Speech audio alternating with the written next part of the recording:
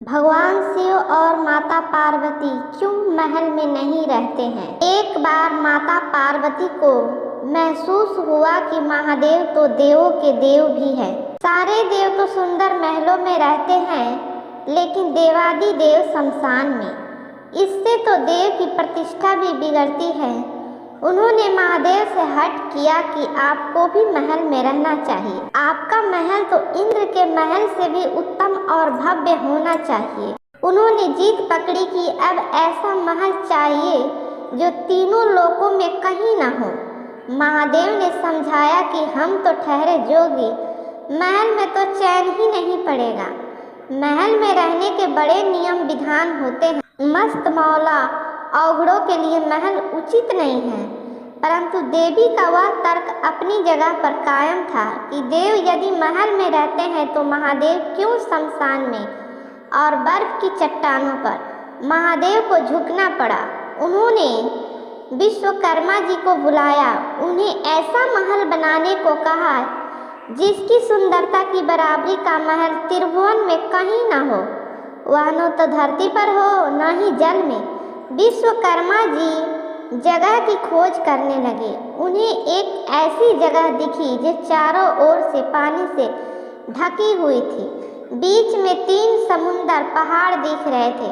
उस पहाड़ पर तरह तरह के फूल और वनस्पति थे। यह लंका थी।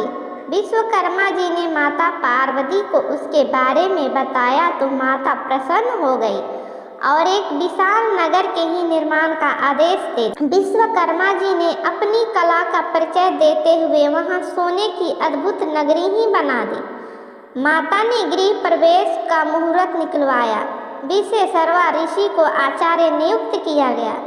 सभी देवताओं और ऋषियों को निमंत्रण मिला। जिसने भी महल देखा वह उसकी प्रशंसा करते नहीं थका। गृह प्रवेश के बाद महादेव ने आचार्य से दक्षिणा मांगने को कहा।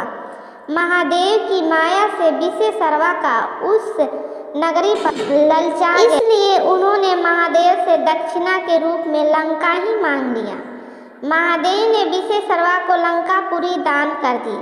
पार्वती जी को विश्वेश्वरवा की इस धृष्टता पर बड़ा क्रोध आया।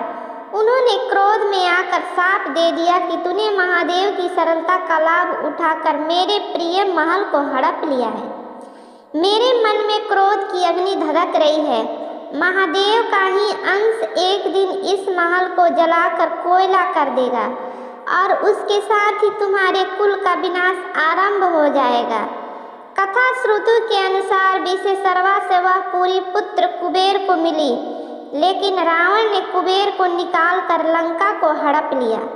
साप के कारण शिव के अवतार हनुमान जी ने लंका जलाई और विश्वेश्वरवा के पुत्र रावण, कुंभकर्ण और कुल का विनाश हुआ।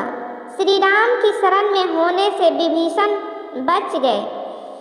आशा करती हूँ कि ये कहानी आपको समझ में आई होगी कि भगवान शिव और माता पार्वती क्यों नहीं महल में रहते हैं। अगर ये वीडियो आपको इन्फॉर्मेटिव लगी हो तो प्लीज़ वीडियो को लाइक, शेयर, कमेंट ज़रूर कीजिएगा और चैनल पर नए हो तो सब्सक्राइब कर लीजिएगा। यहाँ तक वीडियो देखने और इस कहानी को सुनने के लिए धन्यवाद।